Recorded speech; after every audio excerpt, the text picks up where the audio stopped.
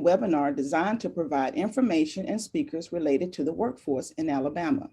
Past webinars are available on the AlabamaWorks website at alabamaworks.com. And now your host, Tim McCartney, Chair of the Alabama Workforce Council. Happy Valentine's Day and welcome to the February 2022 Alabama Workforce Council webinar. Today we have an exciting lineup of guests that will focus on how we're working to meet the academic and workforce needs of all Alabamians. So in a break from our normal schedule, we will begin today's program with a monthly labor market update from Mr. Nick Moore of the Governor's Office. Following Nick, Dr. Jimmy Hull will kick off the webinar with a presentation on K-12 career and technical education, including a focus on middle school CTE grants that are helping to expand CTE programs all the way down to 5th grade level. Following Dr. Hull, Mr. Corey Beal, Director of Partnerships and Workforce Innovation at Florence City Schools, will give us an update on the Innovative Launch Program that is preparing students in Florence to graduate high school, college, and career ready. Following Dr. Beal, we'll have Mr. Philip Kahn-Pauley, who's the Policy and Practices Director with Respectability, and he'll give us a presentation on how the State Workforce Board, state agencies, community-based organizations, and employers can collaborate to extend access to fully inclusive employment for Alabamians with disabilities. Mr. Jim Renola and Mr. Eric Cutler will present on TUCRIS, which is a platform that connects employers and their employees to high-quality childcare. And I believe I missed someone there, but I can't find who it is, but we'll get them when they come up. So Nick, if you'll start us off with the workforce update, I know you've got to leave us early today, so go ahead and start us off with the labor report. Thank you, Mr. Chairman. So for the month of February, it's becoming, no pun intended since it's February, but a little bit like Groundhog Day with unemployment rate, and we won't complain with a December 3.1% unemployment rate. And you'll see by looking at our peers in the region that Alabama's unemployment rate is in fact the lowest in the Southeast, and we continue to be the lowest in the Southeast. Now, with that being said, you will continue to hear us talk about the labor force participation rate. We have made that the focus, and the record would show, if you want to go back and look at the past 6 or 7 webinars, and if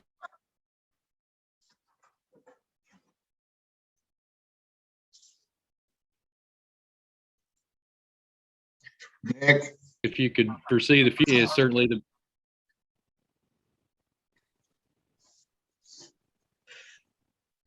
So that would so as I've said a couple times in the past, our broadband effort expansion has not caught up in the Capitol basement, so I apologize for that.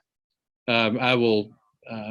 You didn't miss much. I was just saying it's kind of like Groundhog Day, sort of like my internet not working is like Groundhog Day, but the unemployment rate is held stable at 3.1% for several months now, and we've also remained lowest in the Southeast for several months now. On the labor force participation rate, on the other hand, we continue to see a need to increase the labor force participation rate, and we're beginning to figure out who are the folks that are in the shadow labor force. And I particularly appreciate Mr. Kahn-Pauley's presentation today, because the focus on people with disabilities is going to be one of our primary focuses. And particularly for youth that have disabilities, so that we can get youth in the fully inclusive employment and self-sufficiency before we get into a situation where people become dependent on SSDI or Medicare and Medicaid long-term. And so that's going to be a crucial step. Also, just using data to help us drill down and figure out where are the folks that do in fact want to go into the labor force but are facing a benefits cliff. And so in our continued partnership with groups like the Federal Reserve Bank of Atlanta and Lumina, we're beginning to figure out where the folks in that shadow labor force are in each of our counties. So again, just to visualize this in a different way, we continue to see the unemployment rate go down. A year ago, we were over 6% unemployment. So we've cut that in half in just a year. And the labor force participation rate continues to gyrate. We still have quite a bit of churn in the labor market and still a lot of opportunity to upskill and move people who have been displaced in one form or another. Some 1.3 million people that have lost a job or have been affected in some way by COVID. And to put a fine point on that, in Alabama, as of January 28th of this year, total job postings have increased 87.3% compared to January 2020 when the pandemic began. There's much more than one job open for every Alabamian that doesn't have one and that is looking for one. And so now we've got to make sure that we are providing the supportive services and the types of high quality training that provides immediate employment, but also long-term access to post-secondary learning. And that's certainly what people are demanding and what we hope to provide. So all the partners watching today that are helping us get there, thank you for that support. And we look forward to working with you into the new year. And with that, I'll turn it back to you, Mr. Chairman. Well, thank you for the update, Nick. The numbers seem to be relatively stable over the last few months, but as we can see, the inflation and supply chain shortages and general labor shortages continue to take a toll on our overall recovery. So we obviously have a lot of work further to do ahead of us, but working together, I think we can accomplish great things. Thanks again for your report, Nick. Dr. Hall, the floor is yours. You unmute. You're good. All right, thank you. Good morning. Good to see everyone. Happy Valentine's Day. I wanted to provide a few general updates from the K-12 CTE world, and then also some more detailed results and information regarding our Middle Grade Grant project that we just worked on. So let me start out here with, first of all, letting everybody know, in case you didn't, February is CTE month here in Alabama and nationally. And we've had a lot of great things going on across the state involving our CTE month activities. A lot of our school districts and different municipalities are doing resolutions and announcements related to recognitions across the state involving career technical education in the K-12 world. We've been utilizing a video series. Some of you have been getting those. I think, Tim, I think you sent me a comment on one and they were really well done, involving our CTSO state presidents from across the state. Very positive spin on what we've got going on, and some really good stats and detailed information. It's been going out across the State Department of Education as well to directors across the state and many different stakeholders like some of you in this group now. Before I get into the middle grade grants, I want to also point out we're about to release a work-based learning extension or expansion grant that will go on through the summer. It will allow for, if you do not have a 12-month work-based learning coordinator, this grant will allow for you to be able to provide that person with a stipend for the summer. And we're looking at 3 particular areas that we want to focus on for work-based learning over the summer months, with a focus really on trying to provide work-based learning opportunities for students that wouldn't normally be able to get access to work-based learning during the school year, probably just due to their personal schedule for coursework, and then maybe they're heavily involved in athletics or band, and trying to have the work-based learning formal experience is very difficult for them to do because of the commitment that they have during the school year. But during the summer, they have a better opportunity to experience something, and so this will provide them with the opportunity. But 3 areas we're looking at is, one is just a natural or a normal extension of existing co-op services. So students that are involved in co-op will be able to continue co-op through the summer and get the credit for those hours and that course through the summertime.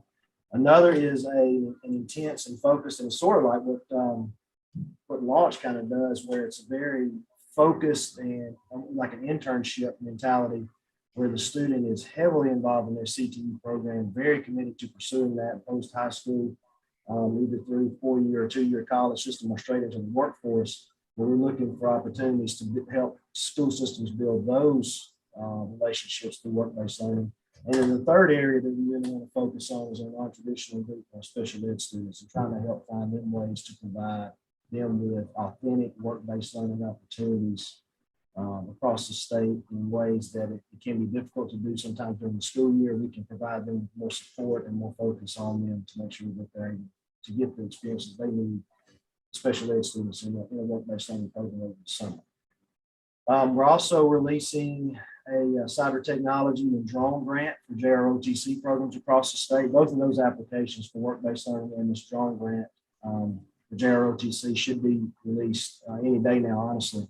So excited about that. We've communicated that out to our JROTC programs. Naturally, they're very excited, but as we know, cyber technology and drone technology are emerging fields and many in-demand job range here for Alabama. So we're excited about that. Nick and I worked together recently. Nick led the work on it, but we looked at program alignment and gap analysis related to our K-12 programs and the in-demand jobs. And we were happily, I wouldn't say surprised, but we were happy to see that every K-12 CTE program in the state is aligned to at least one in-demand job, as we currently have now. So we are very excited about that. Now, what we did see, though, is there are some in-demand jobs where we don't have programs yet, so we need to focus on that. And we also need to now continue that gap analysis to see, do we have enough programs to support the amount of jobs in those in-demand job areas? So there's still work to be done, but the initial analysis is very positive, and so we were pleased about that. We've been working with our state board, and this question has come up related to teacher recruitment and retainment, and trying to find ways to incentivize people to come into career tech as teachers in the K-12 world. So we've been looking at we've conducted a salary survey, and we have Hanover Research completing a research project for us based on how we're paying and our CTE teachers across the state, and things that we can do to try to help make them make it be more appealing to come into CTE. One of the issues that we have seen over the years that's a difficult problem is when we have people we want to hire out of industry, but maybe they've worked 20 years in industry and they're in their mid-40s, for example, but they want to come and teach. But the school systems typically want to start those people at year zero on the teacher scale. And that salary is generally not competitive enough to recruit people into teaching. So that's just one example of an issue that we deal with trying to recruit CTE teachers. But we're hoping to move towards some solutions to help make it easier to recruit and retain quality teachers that we need out of the state. Another area of concern, particularly with our technical centers that we have done a survey and we're working a research project on, is CTE facilities, especially in our technical centers. We find that it can be difficult to recruit students and convince parents to send their children to our technical centers when they are run down and old and not much has been done with them over the years. For whatever reasons it might be that has happened, it is what it is, but we're trying to find ways maybe we can help address that. And then there's also conversation beginning to circle around, maybe we need to look at, in order to better boost up our middle grade programming and awareness and perception piece, maybe some middle school or middle grade, I'm not going to call them technical centers, but maybe like an exploration type center where there are opportunities for students in middle grades to experience programs that are associated with the different pathways that lead to the careers in the state, in a 3 or 4 week kind of program that allows them to go inch deep, mile wide, and explore as much as possible with the STEM focus. So that leads me into our phase 1 of our middle school grants. Can everybody see the slide here? Tim, you got the slide? Yes, you're good. So this is a project that we started on before Christmas, and we wrapped up phase 1. And I want to stress there will be a round 2 for this. But we did some middle grades innovation grants that were built around concept of STEM and how it can tie into basically every pathway program career opportunity that our students will have. And we issued these out based on the workforce regions. So whatever region you happen to be in, you can see here. Our plan was to go up to $500,000 per region. You can see that we didn't meet that goal in any of our areas. We got close to region 1, which is our largest region. But that's where the round 2 will come in. we still have the funds available to get up to the 500,000. We had plenty of applicants. There's just some need to beef up some of the applications, so we're going to go back out and provide technical assistance to give them. But you can see here that we did 4 exploration startup type grants up to 25,000. And then we had 2 that were heavy STEM focused, full programming up to 200,000 in each workforce region. So a total of 6 in each workforce region is where we were. So again, it's a great project. Many of the applications centered around FlightWorks and Project Lead the Way, which are great programs and really do a good job in connecting students through the STEM idea and the STEM concept into a lot of different career opportunities down the line. The best way that we can continue to improve CTE in the K-12 world and thusly improve students that come out and go into our post-secondary institutions and eventually in the workforce is to inform them of programming early on, make sure we've got solid programs, make sure our middle school students and our middle school parents understand what careers are available in the state of Alabama and the best pathways to get to that. One of the ways that we've kind of missed the boat over the years, I think, is we've waited too late to begin that process. And it's a lot to take in, and it's a lot to try to pour in for students and parents if we wait till the 9th or 10th grade year. By getting down into the 5th grade, or maybe even earlier than that in some ways, we can do a better job of creating the awareness and the perception improvement that you see there. Our second slide here, this just shows you the school systems that were awarded money so far. Again, we will be doing a round 2. So if you're in a school system, you don't see your name, if you don't know if you applied or not, you may want to follow up with your director. And be on the lookout for the round 2 application. We hope to get that out very soon. These funds will get allocated out and been spent by the end of the fiscal year. So again, a lot of great things going on in Career Tech across the state. Career Tech month's going real good, going really well. We had a great presentation to our State Board of Education recently. I'm really excited about the program alignment. I know that's been a big concern. Tim, we've talked about that before. That's one of the, I believe, one of the 10 things that we were looking at from Alabama Workforce Council's points for education. I believe that program alignment was one of those. So we're excited to see that that's going really well. And, again, here inside the department, we're working on course of studies. That process never stops. I think right now we are on family consumer science, and I believe medical science. But I'll confirm that and have an update for you. But that's like a year-long process. I'll have that information maybe for next month's meeting to make sure I tell you the exact clusters. Because we could really use some expert reviewers on that. Tim, I know we've talked about that before. Have some readers and some folks from industry that could give us some input. So I'll get that information confirmed. Tim, have it ready for next month's meeting so I can share that as well. So it was great to join you guys. Love these monthly meetings and getting caught up and hearing what else going on. Excited to hear more about launch. I came up last year for an in-person meeting. Really enjoyed it. It's a great program. And so it's good to be here. Thank y'all. Well, thanks for the update, Dr. Hall. I appreciate what all you and Dr. Mackey are doing to align our CTE programs with our in-demand occupations. We still have some work to do on this, and the Alabama Workforce Council stands by and ready to help. So thanks again for your report, and we will get the word out on those technical experts you need in those 2 course of study guides. So next, we have Dr. Bill from Florence, who is the Director of Partnerships and Workforce Innovation at Florence City Schools. And I remember who I didn't introduce before.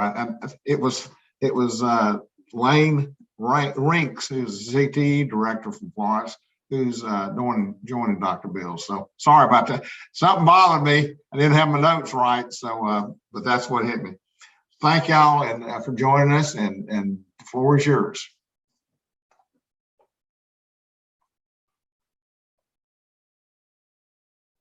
You're muted.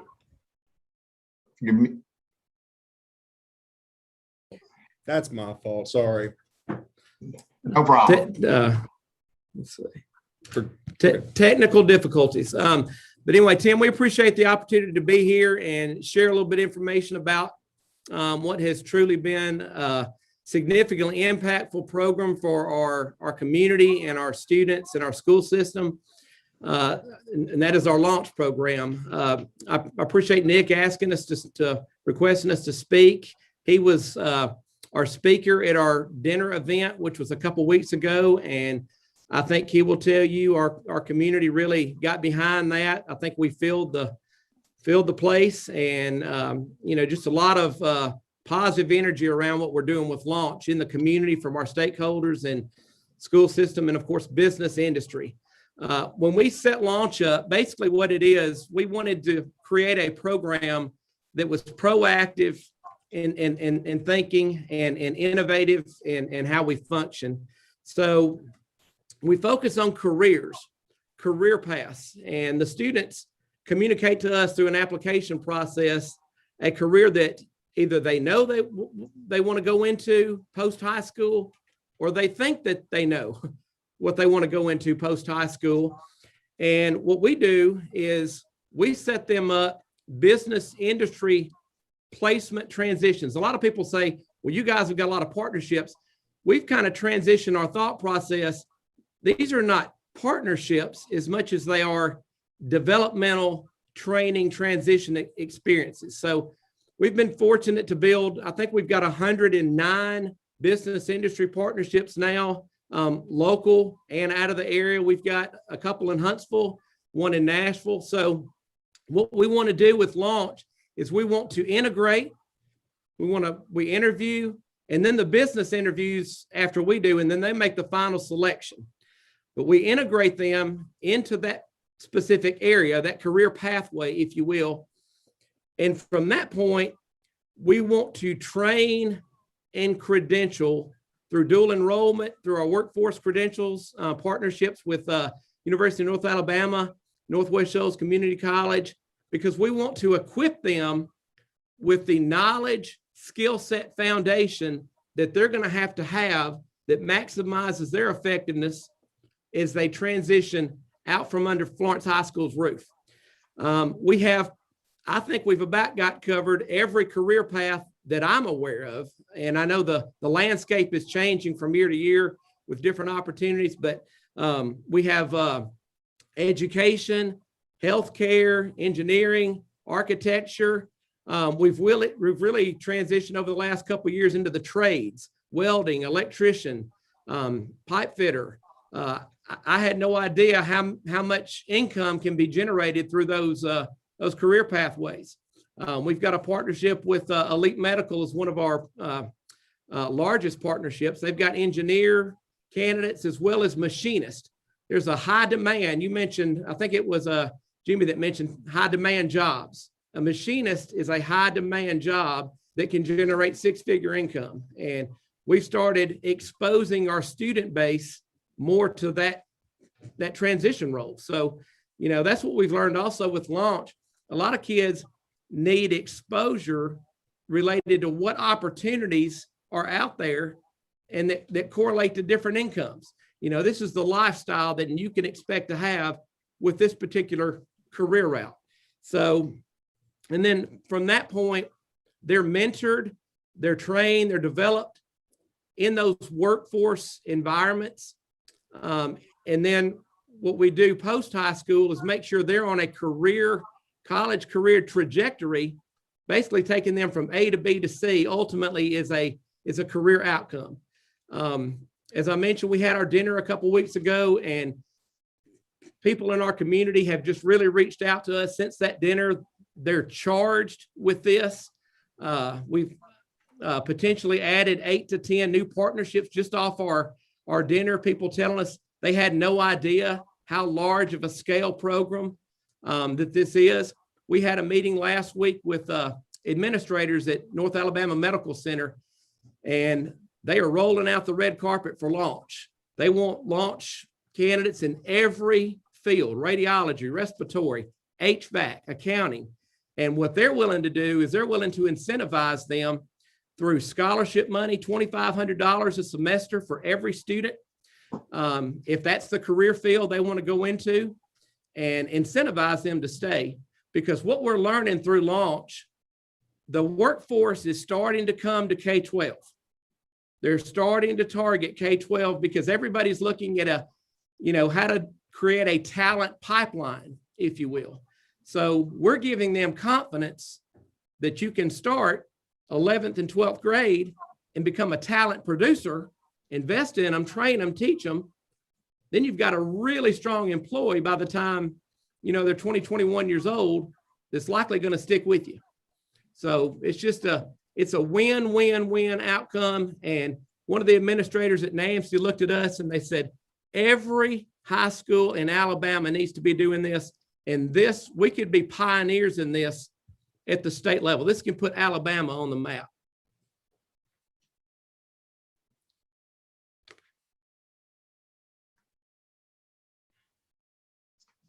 Well, thank you for your passionate presentation, Corey. I do hope that all of Alabama school system will be able to implement a version of the launch program that's aligned to their local needs. And we all appreciate your leadership. And I have had the opportunity to go up there and see that, spend some time with Corey, and it's worth visiting. So I encourage everyone out there to get up to Forest and see Dr. Bell. Thank you again for being with us. Now, Mr. Conpolly, the floor is yours. All right. Well, good morning, everyone. I am so delighted to be spending my Valentine's morning with all of you. And I'm here to offer the perspective of talking about how to get people with disabilities into your talent pipelines, connect them to the wonderful services and programs that you are offering, and really kind of frame why I think this is the most exciting moment in my professional career working on disability employment and advocacy solutions. So I have here a picture of back in the day when my in-person team of interns with a variety of different disabilities. Respectability is a national organization. We may be based in Washington, but we are laser focused on state-based solutions to get the 1 in 5 Americans who have a disability connected to the workforce, get them off of benefits, and make sure that employers really are driving the change. So to get on to my next slide, I want to frame for you kind of a snapshot of where we are. Credit to Governor Ivey for having taken up this issue, and thank you very much to Nick Moore for having me here today. So to put things in perspective, there are about 400,000 working age people with disabilities in Alabama. And before COVID, about 1/3 of them were connected to the workforce. Likewise, there's about 70% of students with disabilities graduate high school, and this is all pre-COVID data. And I frame that because it's important to kind of take a look at where we were to kind of take a look at where we are now. Back in 2019, before COVID was even a thing anybody knew about 7,900 students with disabilities left Alabama school system. Many of them graduated, but many of them dropped out. And you're going to need more support and access to post-secondary education. But the really exciting thing, and this is the point I really want to drive home, is that the trends are changing. Actually, the labor force participation rate for people with disabilities nationwide is higher now than it was pre-COVID. What that means is that people with disabilities are responding to those now hiring signs you're seeing in stores all over the place. Employers are so desperate for talent, they are connecting with community-based organizations that serve people with disabilities. And if Alabama follows the national trends, you could be looking at about 8,000 new workers with disabilities who want to work and are ready to work, and we need to get them connected to where the jobs are. I'll share this presentation with everybody who's on the call today and on our audience. This is a quick snapshot that shows you kind of county by county where the people with disabilities are located in your states, because that locational data is really important when you link it up to the labor market information that, like Nick has shared earlier. We've got great concentrations of people with disabilities in Jefferson County, but you've got people with disabilities in every community in every corner of Alabama. Likewise, we have some interesting kind of clusters of employment among people with disabilities. Particularly, Shelby has a really high employment rate for people with disabilities at 41%, but Wilcox County has a relatively small employment rate at 5%. And so, kind of looking at, you've already got your map of where your CTE programs are. You can map that onto the data from the Census Bureau about where the people with disabilities are, and make sure that you're closing the loop and connecting with the people that are there in those communities. take a big step back. This is a snapshot of labor force trends going way back to the end of the Great Recession back in 2008. And it took 10 years of national change to get people with disabilities back to the pre-employment rate, the employment rates that they were at before the recession happened. Things are different now. This is a quick snapshot of the diversity within your disability community. Asian Americans, how there are relatively few of them in Alabama. Asian Americans with disabilities have a really high employment rate. White folks with disabilities are at 34.9%. By contrast, African Americans with disabilities in Alabama have a 28% employment rate. And this data is available online. It's something called the Disability Compendium, and I think it could really inform your work to kind of point you where the community is and where the needs are. This is a trend that shows the impact of COVID on people with disabilities nationwide, taken from the Federal Reserve Bank of St. Louis, not the Federal Reserve Bank of Alabama, but of Atlanta, but it's got similar data. It shows that because of COVID, more than 1 million people with disabilities nationwide lost their jobs. Why? A lot of people with disabilities get trained for and placed into retail or other customer-facing jobs. Nationwide, as lockdowns were happening, a lot of people were, going on furlough. A lot of businesses were shutting down or imposing mask mandates and strangling their business. And so they let their people with disabilities go. However, the economic recovery among people with disabilities is on track to be significant. Back in November, before the Christmas holiday season, nationwide, the labor force participation rate for people with disabilities hit 37.7%, which was actually 2 points higher than it was pre-COVID. And again, that's where the idea of if Alabama is going to follow these trends, because you've got solid fundamentals, you've got the programs, you've got your pathways, you just need to get the people out of their communities and into your programs. And this is just some more context of where things are nationwide in the economy. I want to say that you're already doing kind of the first bullet point in my major recommendation list. Nick mentioned that you're strongly focusing on labor force participation rates. And that's important because it's a better measure of the kind of state of the economy than just the unemployment rate, because unemployment tells you how many people are, out of work or looking for work. The labor force participation rate is a more inclusive measure that points to kind of the overall health of the economy. One of the big strategies that I think is really important to think about is getting the most money out of your workforce programs. And one of the ways that we see that in other states like Iowa, New Hampshire, North Dakota, Wyoming, that all have great success with their employment programs for people with disabilities, is using a cohort model where you take a group of students, 10 to 12, maybe up to 15, get them all together, connect them to their workforce trainer, and have them learn together. That's a really effective model. If you can ensure technology access, you can have it be a virtual cohort, which is actually how Iowa is getting a lot of youth in rural communities trained up and ready for the jobs of tomorrow. Third, I should say, the big thing is, let's think about what government can and can't do. Government doesn't create jobs, employers do. However, government can bring businesses together. You can convene the leading employers in your state and have conversations about how can businesses support other businesses to recruit and hire people with disabilities. And I think that convening piece is really important. Companies are, competing for workers, but they can figure out how they can get more workers to compete for. There's a big issue in the disability employment space I want you to think about, and that issue is federal contractors. A lot of people don't know this outside of the world of disability employment, but federal contractors, that's any business with over 50 employees and with a contract with over $50,000 with the federal government, has a directive from the Department of Labor to recruit and hire people with disabilities. And that's, 1 in 4 businesses, period, is a federal contractor. Many businesses in Alabama, and not just the folks out Huntsville, but lots of companies are doing business with the federal government, and they have a financial incentive to hire people with disabilities. And so that's a natural kind of, if you will, a target list, if you will, to connect your workforce programs, your vocational rehabilitation programs, and look at, these are companies that have an incentive to hire. They should be hiring people with disabilities. Now, how you actually get people with disabilities recruited and hired. You got to start young. And I'm so excited that you're bringing that CTE education through the K through 12 system and not just leaving it for folks who have already left high school. Within the context of workforce services, you've got pre-employment transition services that are available to people with disabilities. That's students with disabilities starting as young as age 14. That's important, but a factor there is you've got to reach out to families. You've got to communicate to the families of people with disabilities that you reiterate the message that they can work, that there's ways to navigate the benefits cliffs that Nick already mentioned. And so family engagement is a really important piece of it. Then to flip over the last idea I really want to think about is the idea of why I'm excited about entrepreneurship. So before COVID, before any of the last couple of years, people with disabilities were actually self-employed at rates higher than people without disabilities. Part of it comes from the fact that if you're on your own, you're a boss, you can deal with your medical condition, you can manage your schedule, you can create products, you can have a business plan with greater flexibility than if you have to show up for a 9 to 5 and solve transportation if you're a wheelchair user, for example. Entrepreneurship provides a framework for teaching a lot of the core skills that a young person with a disability needs to succeed.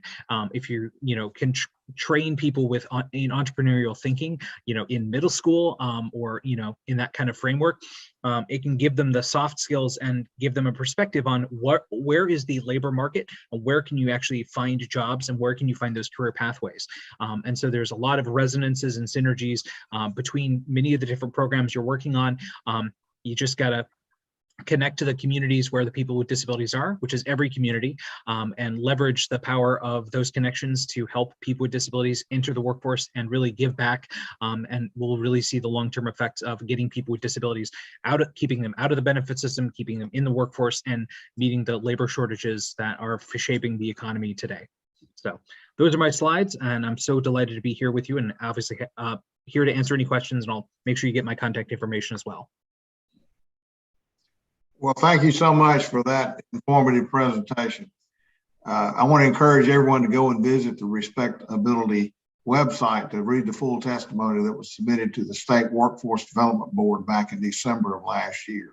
So can you give your website address? I don't have it with me. Absolutely. It's very easy to remember. It's respectability.org. You can find our data. You can find our testimony. We also provide recurring news updates on the intersection of workforce and disability issues at the Respectability Report. And I'll drop all of that in the chat box right now. Great. Well, thank you again for your presentation. Mr. Renoa and Mr. Cutler, you now have the floor. Thank you, Tim. Hopefully you can see my screen there. Appreciate that. Our presentation here today is we're going to talk about childcare. So how childcare impacts Alabama's working families and how we can fix that. My name is Eric Cutler. I am the Chief Data Officer of a company called Tutris. Tutris provides childcare as a benefit to employers. So we'll talk a little bit about how we do that in a few slides from now. You may have already been familiar with us from appearances in various media, and also we've been on a couple of panels with the US Chamber. I want to really preface here for everyone's kind of reminder is about 1/3 of our entire workforce are working parents. So when you're a working parent, and I will take this very personally, it affects where you work, why you work, and how you work. Being a working parent, your children are your kind of driver for where your employment leads to. And because of this, and because of the challenges in childcare, we see those ramifications when it comes to employment. And to kind of paint this from a numbers perspective, it actually starts with some very real issues that are impacting the childcare space. Most importantly is the decreasing number of childcare providers. If you're a parent, you're dependent on providers to take care of your kid, full-time, part-time, after school, during the summer. You don't like to see graphs going down like this one. And this is the amount of childcare providers nationwide.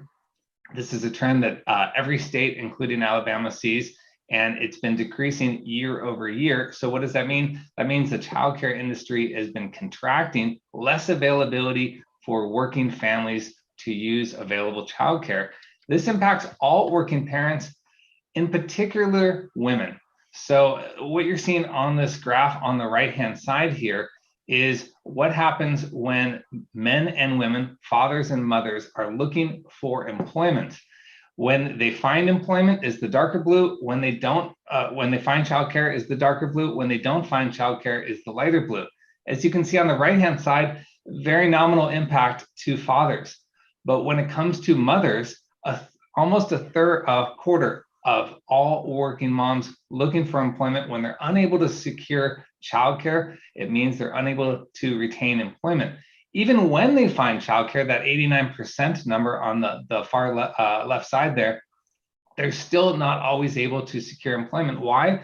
Because of the childcare challenges, that childcare may not be available, may not be affordable, and may not follow the schedule that they're looking for from an employment perspective. So while childcare and lack of childcare impacts all working parents, it significantly impacts women more than men.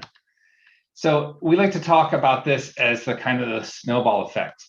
Because of the issues in childcare, only a quarter of all demand by working parents is met today. So 3/4 of all childcare demand is not met with the current market.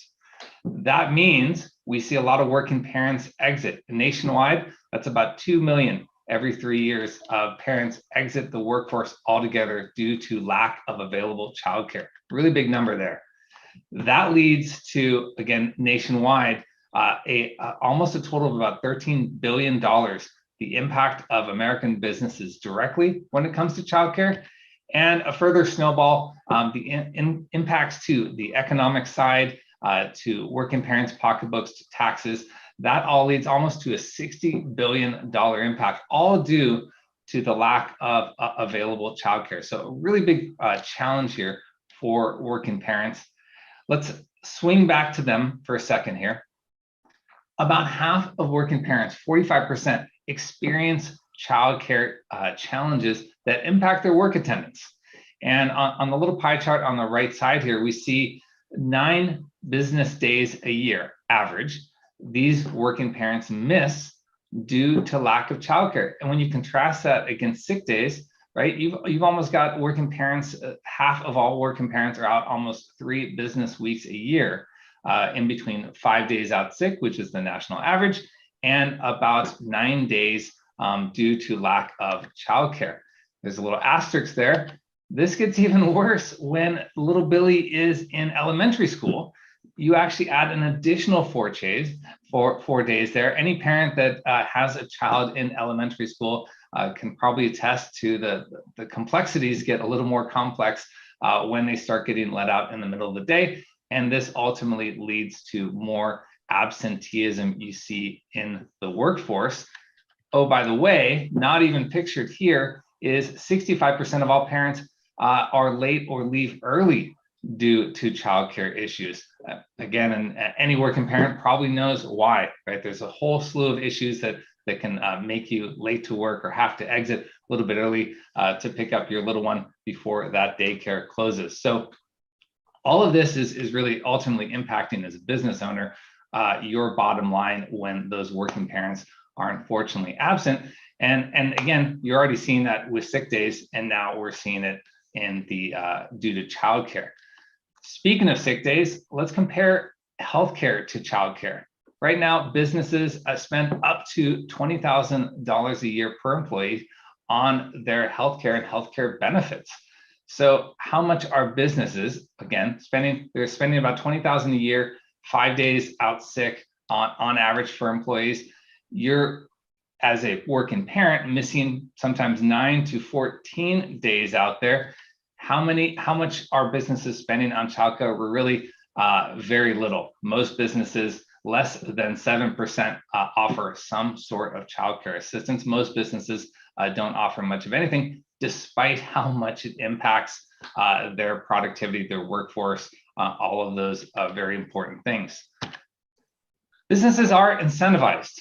So there's really 3 core areas that we see that impact and improve businesses when they do offer some sort of help or assistance. I'm going to talk about what those help and assistance areas can be just here in a moment. But when you boil it down here, first and foremost, from a retention perspective, not a big surprise here. When you provide childcare assistance and help, you see those absenteeism numbers decline. You see people staying on the job longer, and the data supports this. About up to 60% decrease in turnover when you offer childcare help. So that can really help keep your existing workforce happy and thriving there. From a recruitment perspective, this is a really topsy-turvy job market out there. We were hearing a little bit about job numbers earlier. Having childcare assistance, we see up to an 85% increase employers are reporting when they offer that as a benefit. It can be very sticky to join a job that offers some sort of help for your family. And finally, here from a productivity revenue perspective, if you're a top line, bottom line type of person, when you look at your business, well, 63% of businesses have reported seeing a improvement in their productivity, in their revenue. Of course, if you're a parent and you have peace of mind that your child is in a good, safe space, you're going to be a lot more focused and productive while you're at the job, no matter what type of job that is. So what are our employers doing today in the childcare space? Well, frankly, most of them aren't doing a heck of a lot of anything. If you are doing something as an employer, usually it comes into one of two areas. There's cost assistance, so providing a flexible spending account, aka an FSA, that can help using pre-tax dollars towards the cost of childcare. It does help make childcare more affordable. It doesn't help you actually find childcare. Offering a stipend or reimbursement. So this is where employers will offer a cost sharing program to their employees, and they'll maybe give $100 back towards the cost of childcare every month. This is something that also helps make childcare more affordable for your working parents. The challenge with this one is sometimes it's really hard to kind of scale up and manage. You've now got Steve or Stephanie in the accounting department trying to take reimbursements and do invoices and receipts for the cost of childcare. So it can be a pretty big challenge from a managerial perspective. On the other side of the fence, you've got providing access. So this is typically done in two ways: building an on-site childcare center in your business, in your hospital, on the grounds of where your company is, or partnering with providers. If you do provide an on-site childcare, or you're thinking about providing one, well, there's a lot of cost challenges to that. First and foremost, there's liabilities, insurance. And the other thing about it, it isn't really truly an equitable solution.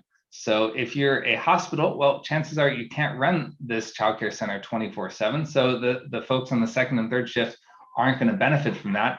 If you've got multiple offices, multiple retail stores, multiple warehouses, having an on-site childcare in one certainly doesn't benefit me if I'm a couple towns over. So, and really bottom line, it's typically not your line of business to run childcare centers. So getting in that seems like it's just going to be more a challenge than it's worth.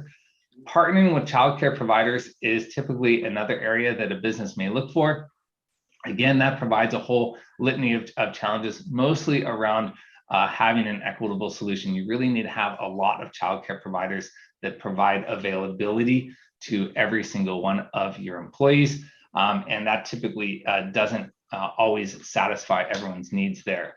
So going into what Tutris does is Tutris actually provides a childcare as a benefit to employers. We enable employers and their employees to utilize FSA services directly towards the cost of childcare, whether it's a babysitter, whether it's a childcare center. It's actually built into the Tutris application. It's also partnered with over 180,000 childcare providers in our network. So how Tutris works is there's a couple of screenshots there. It is a mobile app as well as a browser-based tool that helps employees find childcare within their area. Childcare can resemble all sorts of different things. It can be full-time infant care, it can be preschool, it can be after school or before school care, summer camps. You got to think about having a truly equitable solution that'll help all of your staff. If you have a baby, that is a different type of childcare need than having an 11-year-old. And Tutris allows you to actually have all of that available to your employees there. There's also no administration or cost for setting up Tutris. And this is a big thing as well, because most benefit solutions out there require administration, setup, or development.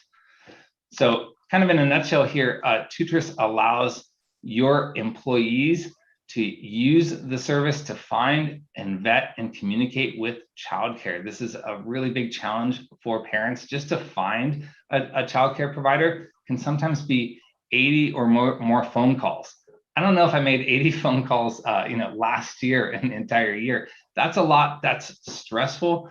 That's something that you don't want your employees doing. You'd rather have them focused and productive doing whatever they need to do, and not, struggling to find a program that can take their, son or daughter.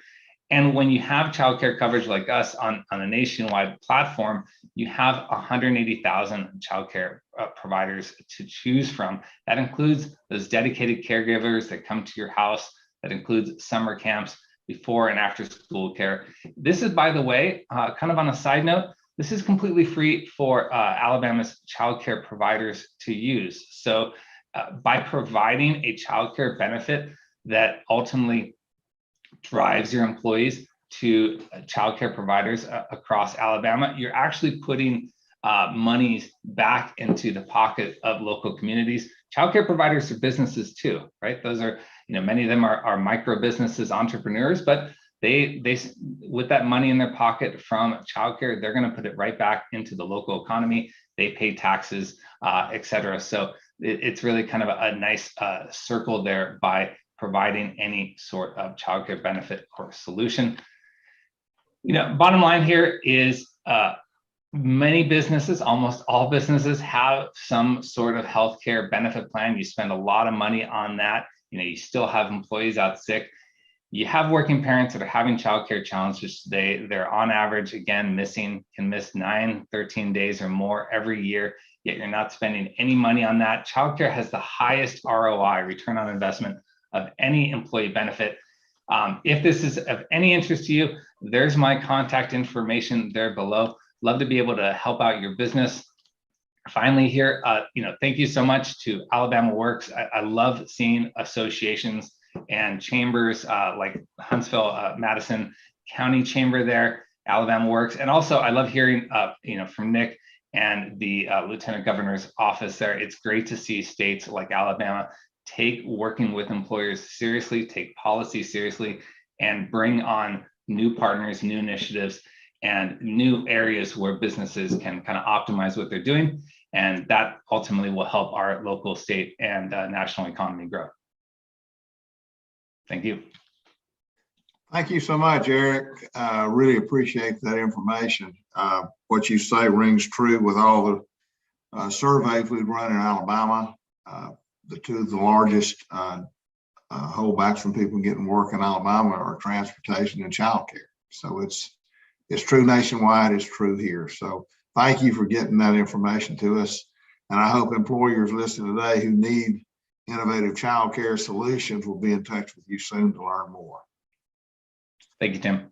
Yes, sir. Well, that completes the presentations from today, and I hope you enjoyed them. And I hope you will join us again at 9 a.m. on March 21st. So until then, stay safe. Continue to help Alabama Workforce Council to keep Alabama work ready and productive. And again, happy Valentine's Day.